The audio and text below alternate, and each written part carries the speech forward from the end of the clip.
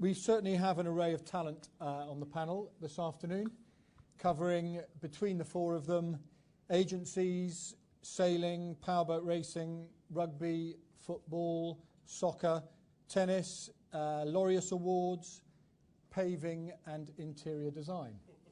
So hopefully we'll get some very interesting insights.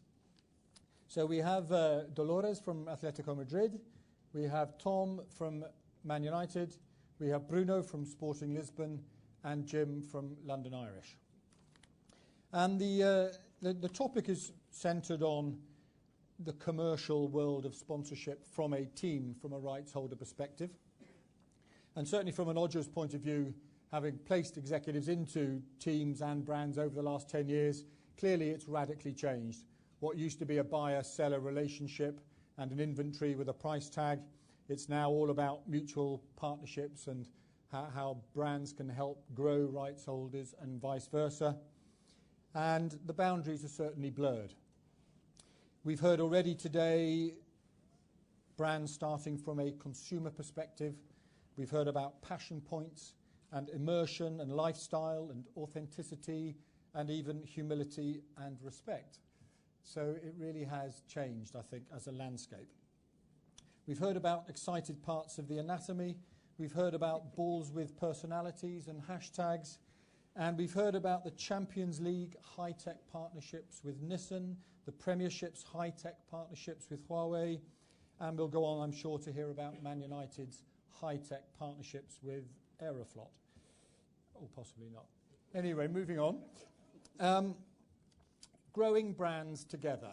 I certainly came across an example recently where there was a price on a partnership and the brand won the day by not paying a single penny up front for the partnership, but they trebled the activation budget on what the rights holder was expecting.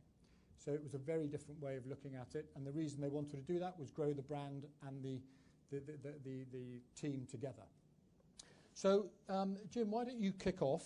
You've obviously focused at London Irish on attracting consumer brands rather than perhaps the more traditional business-to-business brands that we used to see in rugby. So why was that, and what do you think they bring to the table that's different? Well, it's exactly the point you made in your introduction, Simon, that if anybody from the UK market, if you close your eyes and think about any major rugby club's front of shirt partnership, you probably come up with a B2B sponsor, because that's traditionally the model that rugby clubs followed.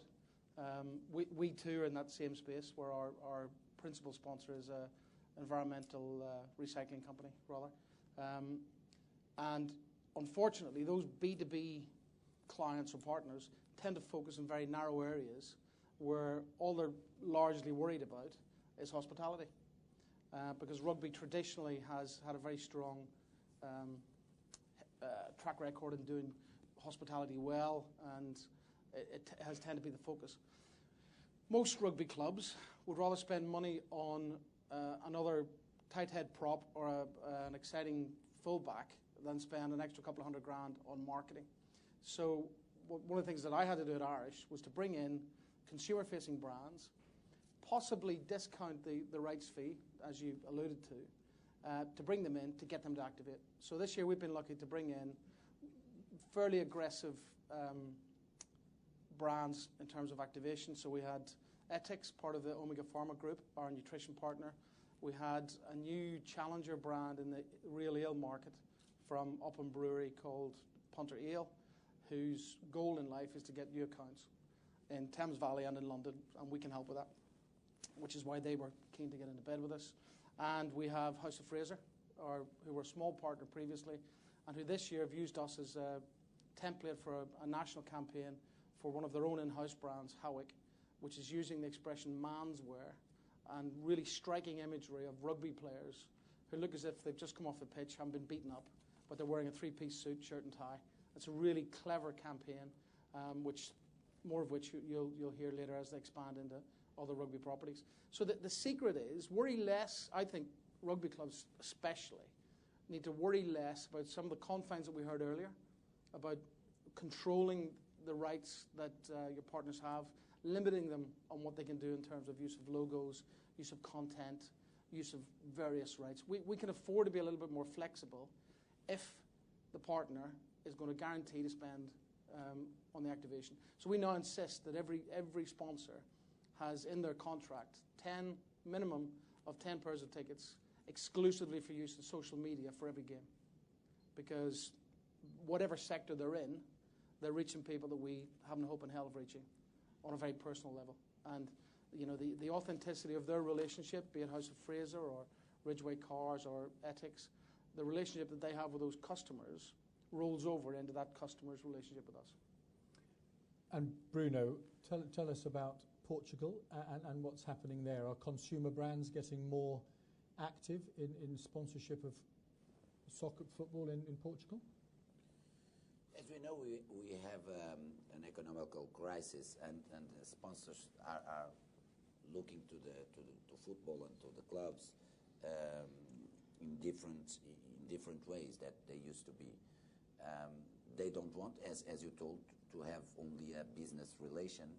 They want to understand very well what is the value for them and for the clubs of the partnership they are doing. So now it's very difficult only to come to sponsors and to say, okay, we are here, we are alive, we have 108 years old, and we need money. So we started this administration is for almost 2 years now. We came from a very bad years. We had something like 500 million debts. Just the 500 million, okay. Only. We finished 7th place. It was the worst result in our history. So it was very, very bad when we arrived, and the sponsorship start looking at us and trying to understand what can we get from sporting. So we started a strategy about engaging the fans and the brands. The first thing it is what we call the using modernity to achieve the return to the basics. What is this? It is we need to defend values, and sponsors now understands very good the meaning of values. What do you defend? And sporting, it's not alone with some clubs, but we are the face of defending now some changes in football that returns values to football. We need to have transparency, integrity. We need to have respect. We need to have to give to the people to look to football and to understand that you need to do every day more and best and to achieve your goals. And somewhere along the line we lose all that, not only sporting, but football started to lose some of these values. So first, and it was very interesting to see the result with the sponsorship, we start with a new vision of what it needs to be changed in football and to defend some values. And sponsors look at us and said, good, okay, we are not going away. Let me see what they are doing. And there is a lot of companies that wants to go out from football, but they now renew with sporting because we defend that values. And at the same time, we find some strategies to engage the brands with the fans. First, something very simple. In our stadium, we are a green club, and in our stadium it was a lot of colors. It was like the rainbows with the brands, because brands not every time understands the meaning of connection to the fans. And I tried 1 year to explain to them, if we change everything to green, our fans will be more connected to you, to your brand, because they understand that you made an effort to become more near to our fans. And we need to understand that in Portugal we have 3 million, but we have the awareness of 280 million only in the Portuguese speaking countries. It is a lot of people. We are in all the continents with delegations, more than 300 all over the world. So they change to green every announcement in the stadium, and the relation between the fans and the brands start to be more biggest. Then we started to have what we call the no money can buy experience. It is, we don't know if there is another club doing that, but every game one fan starts with the team, and he goes inside with the team and makes the picture with the team, and then of course he goes away because he doesn't have the talent to play. But he starts the game, so this is a no money can buy. It would be revolutionary if he did start the game. No, but we start 1 month ago. We started the game with the names of our fans in the back, and people didn't understood who is Joaquin, who is Luis, and it was our saying thank you to the fans. And so all the player had a name of a fan in the back, not the real name. So it was very good because the fans become very emotional with our. I've got that. That's very different. Yeah. So every time we tried to engage the no money can buy experience, but I believe, because I go to a lot of sessions, that one thing very important that the sponsors understand and wants, it is to have their brand connected to values. And I think that we need to understand, we that are in the business need to understand that if we don't change some things, if we don't create that value in football, we all are going to lose, because football needs to be, and the big brands wants to be recognized by being with the right values. And this is not only a football issue, it is a society issue, and we need to regain values to ourselves. Certainly, very good. Dolores, with Atletico Madrid, obviously you've been very successful recently, and I know you're focusing on 3 key issues at the club commercially, about your leveraging your outstanding results, on your brand values, which you've listed as being a challenger brand. We heard about Huawei and resonating with that, challenging the number 1 and 2 in the market, and passion and hard working and team spirit and so forth. And you've obviously got your new stadium coming up, which is very exciting. And they're looking for a naming sponsor, by the way, if anybody's in that market. But of course, we spoke earlier as well about UNICEF being on the shirts of Barcelona. And you, of course, have got Azerbaijan, Land of Fire, and a wonderful shirt. And the design obviously was very popular, and the sales proved that. So you've done some interesting things, and you've got some interesting challenges ahead. How do you think things are different today from perhaps how they were before? And I know you came from tennis beforehand, and from Laureus before that, so you've had different perspectives. Yes, well, as Bruno was saying, we are basing our successful in values. I think we have a very strong team, and we, with our Mister, we are creating a very strong value platform for the brands, and creating some synergy with them, so it's easier for the brands to be together with the Atletico de Madrid at the moment. Because we are changing the club from sponsorship into partnership at the moment, based on our good results, and especially in Europe, we are becoming like an old new team. We have a history, but we have a completely new team and a completely new strategy. Tom, it's very good of you to come today. We don't often get exposed to the Man U executives, and obviously you've been doing some incredibly innovative and different things in the world of partnerships. And we all know about your very secret London office of I think it's between 60 or 80 staff, probably the biggest agency in London, let alone football agency. And so tell us a bit about your setup and your strategy of segmenting the world and sectors and everything else. I'm sure we're all keen to hear about that. Yeah, well, our secret bat cave that nobody knows about in Green Park. We've been there 6-7 years now. Obviously, traditionally, we were just up in Manchester. And the strategy we've followed is, obviously, we have a significant number of global partners, and those global partners have exclusivity in their categories. So, for example, you mentioned Aeroflot. We only have one airline partner, and they're our global airline partner. and there's a number of other categories, including sort of cars, etc., beer, that follow that.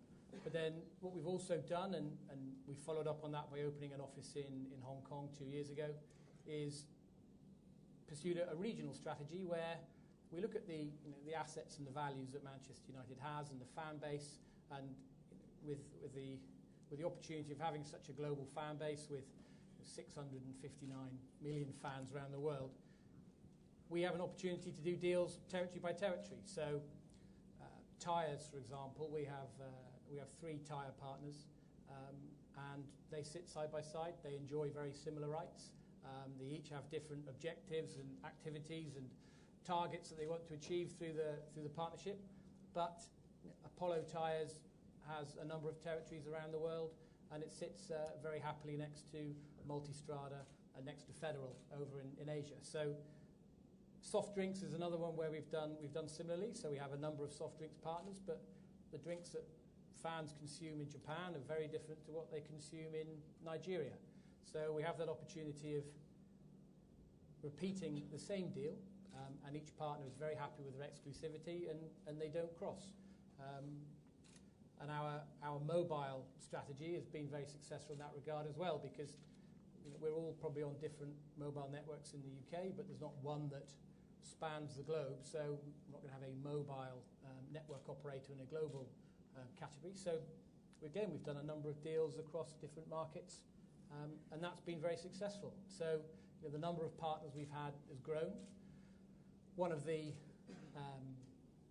questions we asked ourselves was, how are we actually going to be successful at this in terms of growth and moving this on? And having local language staff in the same time zone as your key markets, 2/3 of our fan base is in Asia, has proven to be very helpful. So we have Taiwanese, Japanese, Korean speakers who've got the opportunity to have conversations before that. Personally, my Korean isn't very good, so I wasn't able to make much progress with a number of Korean brands, but we've moved on and done some great deals which have been announced in the press in the last few months as well. Any questions at that point? There's one here. Yep. Yeah, I have a question for Tom, actually. With all these huge amounts of partners that you have... Just wait for the microphone 1 second. Here we are. Right, so if anybody didn't hear that, it's for Tom. With the amount of regional partnerships and partnerships in general, I heard a rumour that you have an area of the training ground that every player has to report to on a certain day, and then they get picked off as to responsibilities for different companies, whether it's image rights or sponsorship player appearances. Is it getting to the point now where you're kind of having to go into the under-12s and under-7s because you've only got a squad of 30 players and you've probably got over 30 partners now? So I don't know is that very difficult to manage? Well, I'll answer the second half of your question. With regards to the first one about huge partners and rumours, that's up to you as to where you've read or spoken to. But I mean, the under-7s, under-12s, whatever, of course not. I mean, if you were a partner and so. No, it's not an issue whatsoever. I mean, first and foremost, we're a football team, and we're there to play matches and compete in the Premier League and the other competitions. So, as soon as you start getting the tail wagging the dog, I think you're in trouble. So, first and foremost, we're a football team, and we make sure that we take care of that, and then we'll manage our partners after that. Because if you start upsetting that balance, it's a very slippery slope. So. We don't have a problem with it, but it's not something that we worry about in that regard. You spoke about, Tom, 2/3 of your fan base in Asia, and Bruno, you mentioned you've got 300 million Portuguese fans around the world. Give us an insight into successful strategies for engaging with an international fan who perhaps will never turn up in Lisbon or at Old Trafford or even... I'm sure Atletico Madrid have got global fans, and with the Irish infiltrating every corner of the world, I'm sure you're the same, Jim. But tell us about how you interact with, and maybe even, dare I say, monetize that international fan. Bruno, I think there is two realities. I spoke about awareness. It is 280 million awareness. And it is important for us to understand that, and even for our sponsors, because we have a lot of work to do, but we have a very big market where we can go. There is two strategies.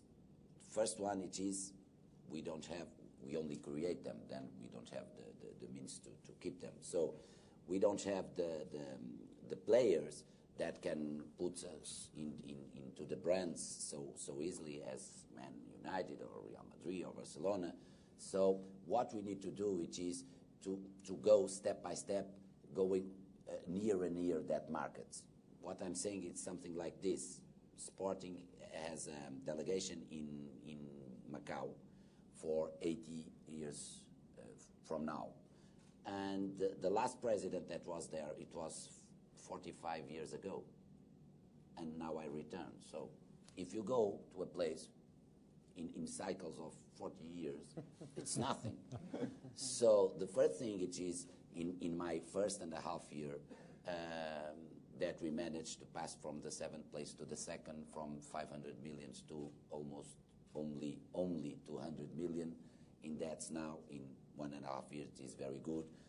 I was in every continent and near our delegations. First, bringing them the knowledge that we know that they exist, and we are going to start to work together. We are opening now this year and the beginning of the next year. We are opening several academies in Africa, in America, maybe in Asia too. We are changing all our site and our platforms in the beginning of the year with new functions, because the world changed and sporting unfortunately stopped for the last years and stopped a lot. And we need to be near our fans, and it's what the big clubs do it very, very good, because they are there, they go to the market, they are near, they give value to the brands. So we need to start to do the same. We need to start to we cannot do a preseason only because we need to do a preseason. We need to do it because we are a football club and we want to win. But we need to understand the preseason in a development context. What do we want in the next 3 years? And then we need to think not only day by day, but we need to think globally first, and then in cycles of 3 years, 4 years, 5 years, because it is what the fans want, it is what the brands want, and it is what the club needs. So it's two different situations. Our situation, it is we have the world to conquer, and we have the capacity to do it, and the awareness to do it, and we need to find our strategy. As I told you, we are the face of changing in the football, using new technologies, using questions about third-party ownership, and having proposals and ideas, and that is good because it creates awareness to the club and the brand awareness, and saying, okay, I like this kind of thinking. But second, it is a lot of work. We need to be together. We need to be with the fans.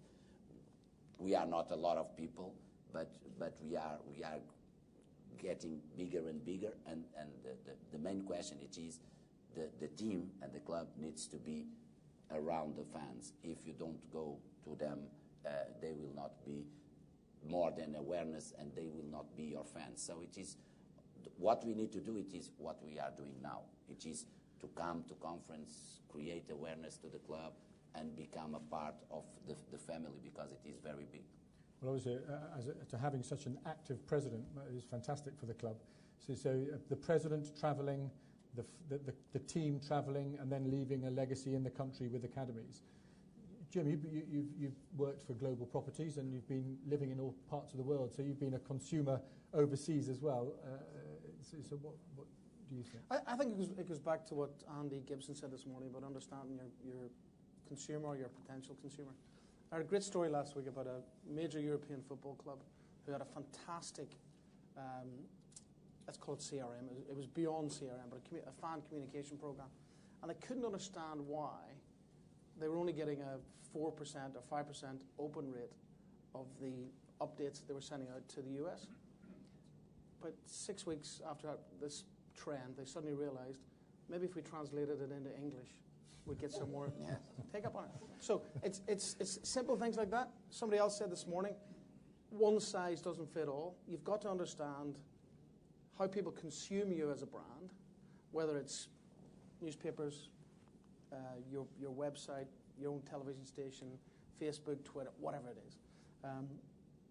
I think it's all about digital, data, and mobile. Those are the three things that everybody should be worried about. But so an example from us, from our situation, is our biggest single source of overseas merchandise sales is the British Army in Germany, because there's several Irish regiments are based there, and they all want to buy London Irish kit. Now, it's great until last year. We discovered there was a problem because army bases our previous website couldn't recognize a British Forces Overseas postcode. So it was going into our FedEx system and going round and round and round the system because it didn't have a traditional English postcode. And you weren't getting that fed back from the consumer. Yeah. Exactly, because they weren't getting the stuff and we didn't know. So fix that and sales are going through the roof. So it just goes to the whole globalization part for small domestic brands like us compared to United is you're not going to get very many touch points or very many revenue opportunities with overseas-based customers. So when you do get that opportunity, you have to get it right and you have to understand it. Dolores, you must have lots of Atletico fans outside of Madrid. How do you engage with them? Well, we are developing the academy. We are in almost 7 countries at the moment, and this year we have a franchise team in India, that is Atletico Kolkata. India is a very important market for us, and the team there is doing well. So at the moment, the awareness for Atletico Kolkata and Atletico de Madrid is growing very fast in India and in Asia. We are very interested in China as well, and there we are with 2 different projects. One is with Wanda, that we have an academy with them developing, and then we have one of our main sponsors is Huawei, and they are helping us a lot in China to gain some awareness there, and especially for the not just Atletico Madrid, but La Liga, the Spanish national league, because in Asia there's a lot of TV hours on Premier League, but not in the Spanish league. So we are working together with them in a strategic plan for Asia, and I think that it's giving us a very good result at the moment. And we are also in America, in Mexico, and we are trying to open one in Argentina at the moment. Because we are having Simeone, that's a very strong man in the club, and could help us to be there as well. And is that a player strategy or a commercial strategy? No, it's more a commercial strategy. Because the players, it's now on the team, but next season you never know. So we are using them for maybe to open a market, but then it's more a commercial strategy. And is it working? Are you raising revenues in these places? Well, at the moment we are raising awareness, because I think once you have the awareness, the revenue will come. But if you go there to find revenues and not awareness, it's going to be much difficult. So, Tom, you've got the awareness. Are you managing to monetize your global fan base? Yes, we are. But what our strategy isn't is let's try and make £1 or $1 out of every fan ourselves. That's not how we approach it. I mean, with the size of our fan base across different markets, we're very strong in Asia and Africa. The strategy we really follow is we've got great CRM data. We're very data driven. We're very analytical and making sure we know a lot about our fans, our TV audience, our consumer behaviour, demographics, etc. And so, I echo what Jim's saying about social media, data and digital is extremely important, because not every fan is going to be able to make it to Old Trafford, buy a ticket and watch the team that they revere. So you've got to think about how do you maintain the interest and also sort of feed that hunger and that appetite for fans who, again, may not be able to buy your kit on the website in their local language using their domestic credit card, for example. So two pieces to that is, one, the relationships we have with our partners. They access the fan base that we have, the popularity we have, and the data we have in terms of how many people we have on our Facebook, Twitter, Sino Weibo, Google Plus, etc. And it runs into the millions. So the strategy we have is that they have a partnership with us, then they are able to access our fan base for them to have that direct billing relationship with them, for them to be able to sell products, be it B2B or B2C. So Chevrolet, for example, I obviously know what they make, and they are ultimately wanting to sell more cars to consumers in Asia. So they've used Manchester United as a route to do that. So we don't try and necessarily squeeze money out of our fans in that regard. It's an opportunity for our partners to do so. But touching on what Bruno was saying with regards to bringing the brand or bringing the club to your fans, that's very important to us, because brands say to us, well, that's great, Manchester United. We know about Old Trafford. We know how big your stadium is. We know where you play your games. We know that United's available in 198 countries around the world on TV. But what are you doing for football in India, for example? We're the ones spending the activation money. What are you doing to help? So it's very important to ensure that you are taking the brand and doing things locally which are relevant and meaningful in market. And so, the growth and penetration of mobile technology, be it smartphones, feature phones, etc., for content. We have a club app. I'm sure a number of other clubs and sporting organisations do. So the real-time opportunity to gain access to content. And look, you don't need to be a member of the Manchester United fan club to find out what the score is. So we've got to think about what's relevant and meaningful content.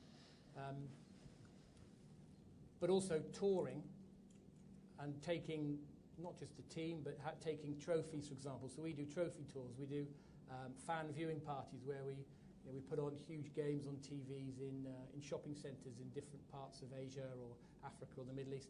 And our partners all come together.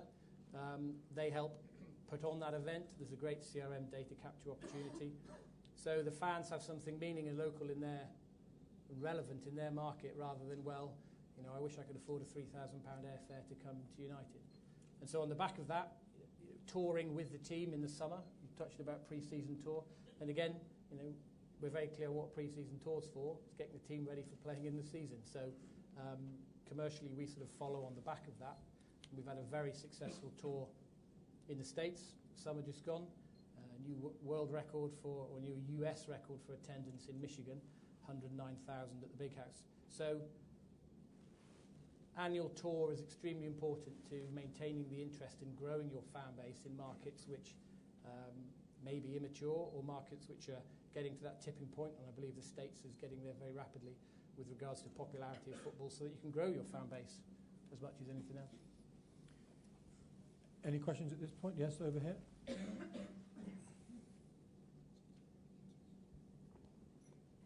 Hello again. It's Peter Raymond. I'm the course director of the ESSA diploma, which is kind of important information for my question. In our notes for our students, we have a section which is called Winners v Losers, which relates to team sponsorship and relates specifically to how easy it is in many ways to sponsor teams that win. Now, we all know that in sporting competition there generally is only one winner, therefore by definition there are rather a lot of losers. And some of you on the panel will just look a little smugly when I ask this question, some will look a little forlornly, but when a team goes through a bad run of results and is becoming more of a loser than a winner, how does this affect your sponsorship relationships? I suspect you may say short-termism, it doesn't count, but short-termism can become longer than that. And I just wondered, do you make provision in your agreements for winning and losing? Are there, do you counter the fact that you might go into a bad run? Because let's face it, in sport, certainly with social media, there can be a really big, quick backlash to losing. Let's focus in particularly then. Are there clauses in the contract to how well you're doing, winning, losing? There probably is about whether you make Champions League or not, but any comments on that? Well, it's an interesting negotiation point for a rugby club, for example. So we'll often have someone come and say, if you get relegated, and London Irish have been in the lower echelons of the Premiership for the last few years, we would like a discount on years 2, 3, 4, and 5, whatever, of a long-term deal. That's fine. But to balance that, we need to talk about some bonuses if we do A, B, C, or D. And that tends to bring the argument back to what are you buying into? You're buying into a Premiership club. And as long as you're in the Premiership, fine. I have no problem with a reduction on and a break clause, or just a... break clauses, I don't mind a break clause as long as it's a 3-year contract and you can break after 2, because a 2-year deal with a 1-year break is a 6-month deal, because you're making your mind up after 6 months because there's a 6-month notice period, so nobody wins from that. And actually, sensible brands see that. But no, we don't like 1-year break clauses. Bad idea. What about sporting? As I told, when we arrived, we came from the worst season that Sporting had. We were 7th place. It was the second time in our history that we didn't go to European Cups. And we lose money, of course. And now we achieve, not only because we are in Champions League, but we achieve with our sponsors to have the money back. And because of that, I started to say that this is not a romantic view. There is losers and losers. You are speaking about loser, the last place and going down. It's a problem, for sure. Sporting never had that problem, but for sure it is a problem. But if you are speaking about the one that doesn't win, but that can achieve for the sponsors that value that I spoke, and it was what we needed to do. It was to look to football and to understand first what is the mind of the fans, because sometimes when we are in a brand meeting or a commercial meeting, every time we speak about the fans.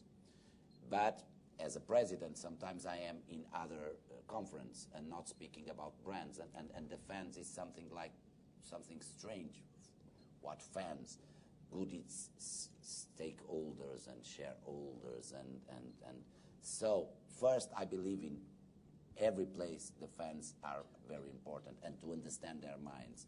If you understand the mind of the fan, you can understand the mind of the brand. And it was what we made. And we managed to become from 500 million in debts to only 200 million, and make a turnaround. This was with negotiations, and then we make a turnaround in 1 year of 52 million by understanding and putting the club to understand what is the value of the fan and what we can offer first by giving the face to values in football that the brands and the sponsors and the partners want, and second, the no money experience that we give. So we need to understand what is the loser, and of course only one win. But if we understand the world that we live in, if we understand football, if we understand what is the type of engagement that you can do between the club, the fans, and the brands, you cannot be a loser. But you need to understand that you need to have values, to fight for them, and it is very hard. Atletico winners at the moment, or certainly recently. That must have affected your values, surely. Well, the thing is, as Bruno said again, the brand has some values, and you have to fight for those values. So it is not something that is lose or win. At the end of the day, it's a brand itself, and you have to build that brand no matter what happened on the field during the matches. You have to have a strong brand with strong values to maintain that brand during the years. And you have to have a clear goal for the brand and for your partners.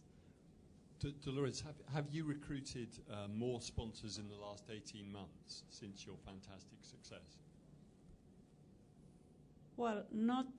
We have different sponsors, but the agreements are more or less the same. We have different brands because they want to be with us to share that values that we are creating day by day. But I think I can assure that the most of the contracts are more or less the same that we had eight months ago or a year ago. So it probably takes a bit more time to develop the momentum. Yeah. Tom, United loses by all accounts if you're not in Europe. Does that affect your commercial potential? I think if we were talking to somebody and the question came up about, well, if you continue to be a loser, we want a cheaper deal, effectively, if I paraphrase the question. I would blame my sales team for, even getting to that point, because you're entering into a partnership you talked about, and there's the multiple year deals. What are they entering into? And if they haven't bought into the actual partnership with regards to the strength and the depth and the opportunity that a partnership with Manchester United or another brand can have, then they're not buying your league position.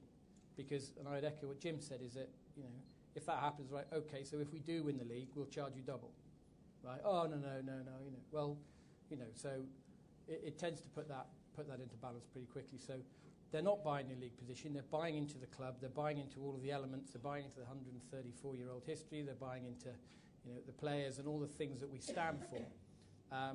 And Manchester United has been very, very successful on the pitch. So at some point, we will that will happen again. And so it doesn't make a difference. And I would argue with you that we've signed more deals in recent months than we did last year. And so it doesn't make a difference to us. And I also echo the point about players coming and going, and whether that affects that, is that players will always come and go. And so if you're following an individual, a player, it's a very short-term view. And so I would question, well, what are your objectives? And if it's only about winning, then we're in the world of sport. And if everyone knew the outcome, then it wouldn't be exciting. And so, I don't know if there's anybody here from Toronto, but the MLSE is something that's worth looking at to answer that question about how their anchor tenants have continually underperformed, yet they are the highest grossing sports franchise in North America year on year, regardless of how well their team's doing. So they've managed to balk that trend somehow, for sure. We've heard today from various brands about sort of whether a partnership's working or not. And Gareth at Nissan actually said, he doesn't do what he does with the Champions League to sell more cars, which was quite surprising. I know we had a debate over coffee over that. Huawei said, we absolutely are doing what we're doing to sell more handsets. Bacardi are doing what they're doing to have the hottest parties in town. But guys, how do you measure success in a partnership? I mean, obviously there are now companies out there that are doing your ROI on the financials, which are pretty binary in some ways. But maybe you want to talk a little bit about some innovative ways in which you have made sure a partnership has been successful, or maybe how you measure how it's been successful. Who would like to kick off with that one? I'll kick off first. So I think first of all you need to understand what we do is what does success look like, because it looks very different to different brands or different partners, different opportunities. So unless you understand what success looks like for them, how do you know what to measure to know whether you've achieved it or not?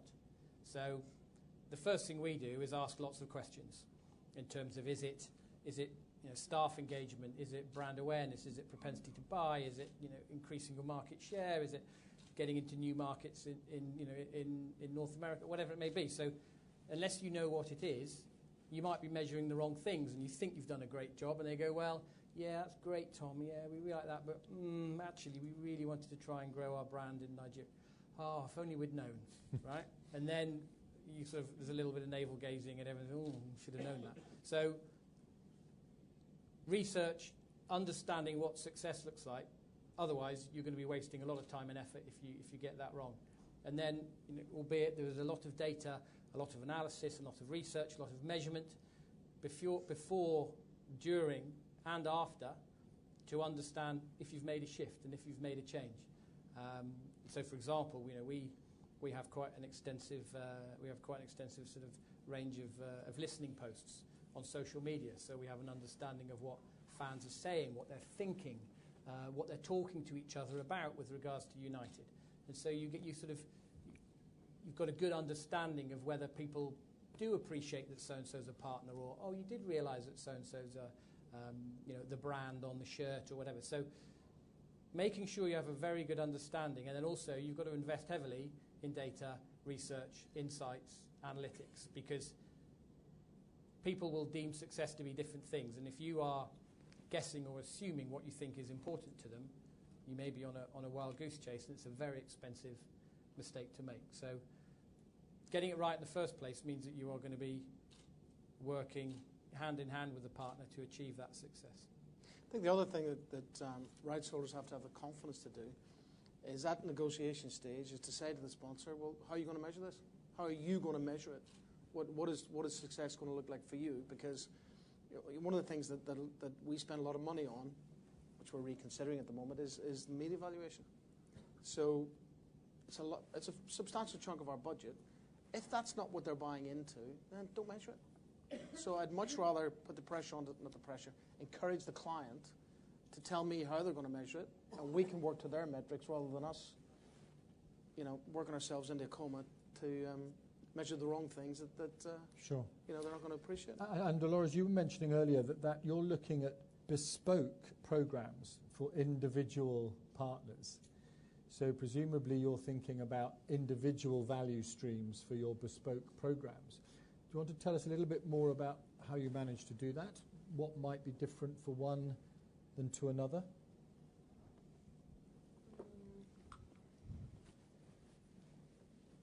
Well, it's not easy, but Yeah. I will try. Yeah. Maybe in Spanish it's going to be easier for me. I don't think we've got any Spanish.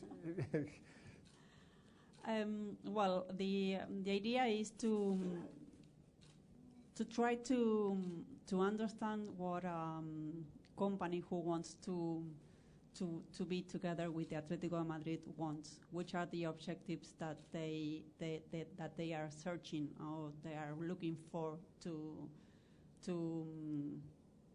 join us, or to, I don't know, maybe to open the market or awareness, or to sell some phones or different things. So we wanted to really understand what the sponsor need, and based on that we normally try to make a tailor-made program and activation for them in Spain and abroad. It is very, very important for us that they feel comfortable, because we are a small club trying to grow, and if we don't invest resources on that at the moment, we will never get where we want to be. Well, certainly the quality of this discussion has made time fly by. We've got sort of 3 or 4 minutes for questions, if anybody wants to kick off. Here we are at the front. Hi, thank you. We discussed in some previous session about the connected stadium. So, I mean, Wi-Fi or whatever technology in stadium.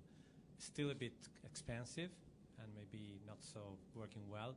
Do you think, apart from making fans happy because they can use the phone or whatever, will it provide value for the fans and the sponsor and the club? Do you think like it's a big opportunity or a fad? What we are, I can start. Sporting is thinking of doing for the next season what we call and what people call the the fan experience in the stadium.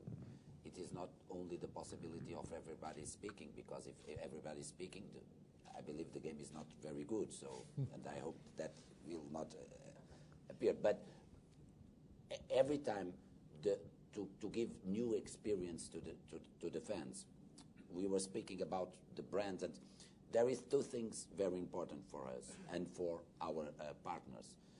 One thing it is to create more value to the partner, okay, more clients.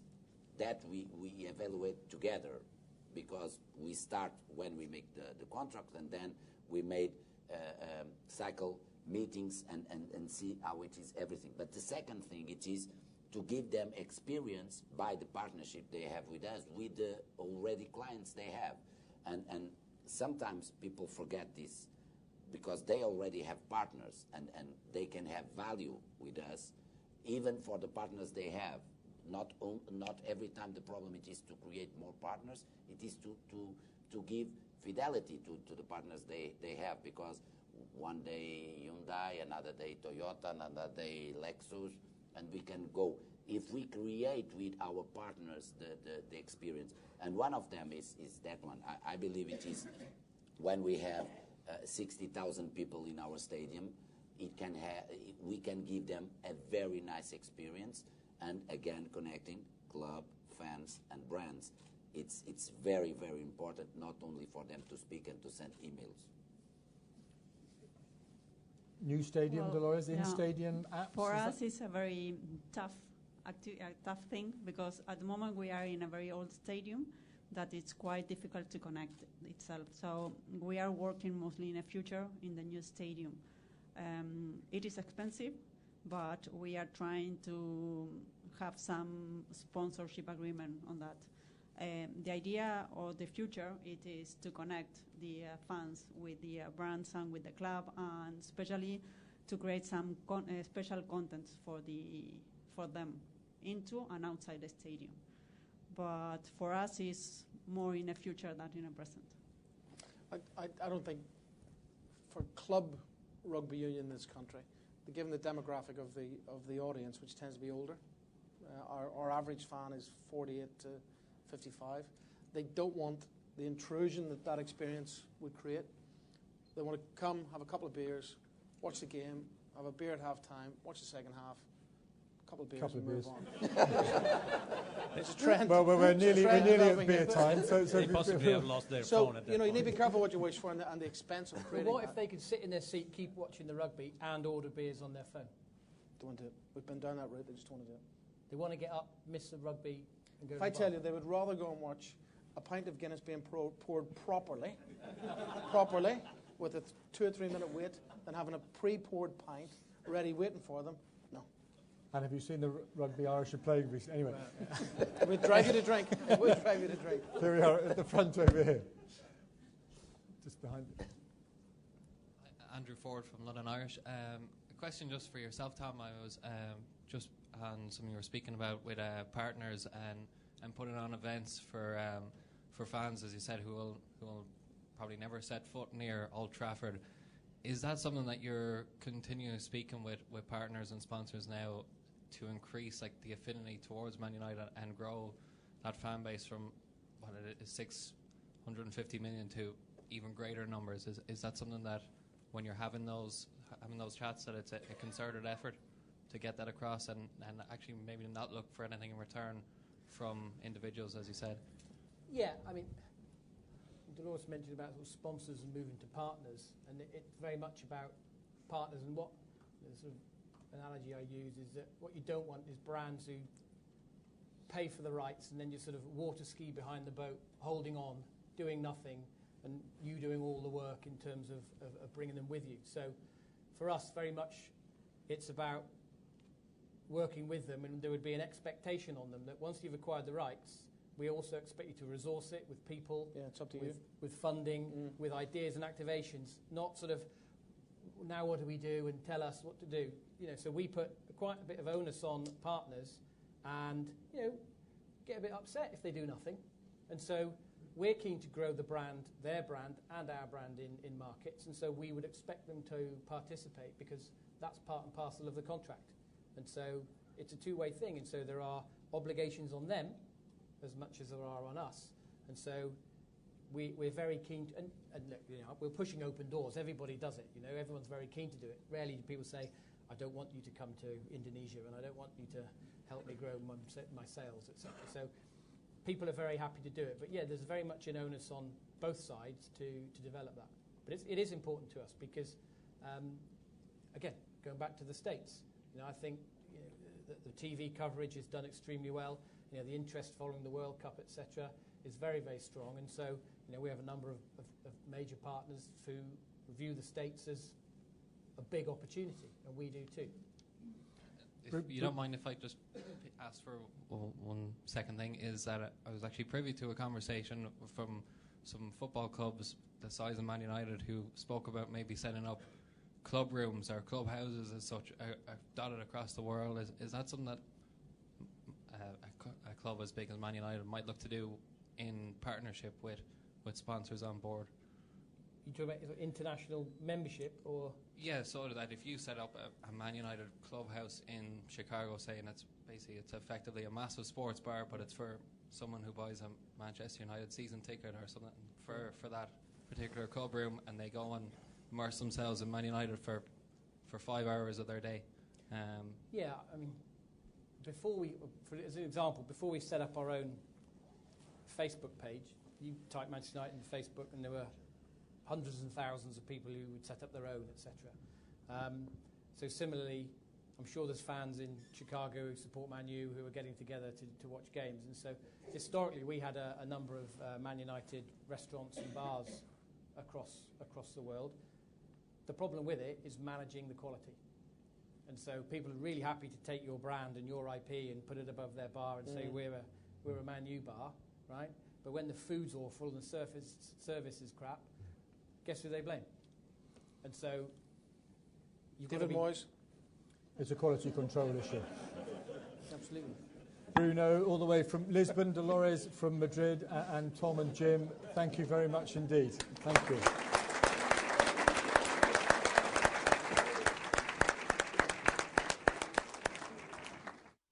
Thank you, Simon. Thank you to the panel. And that is it for the Brand Conference 2014. Before we go, though, let me be the first to announce, because what better way to end a conference by announcing another one? SportsPro Live is returning next March, on Thursday, the 12th of March, to be precise. It will again be at Arsenal's Emirates Stadium. I know a lot of you were with us this past March, and we'll do it again on the 12th of March at the Emirates Stadium. So keep an eye out for more details very soon on that, but do put it in your diary.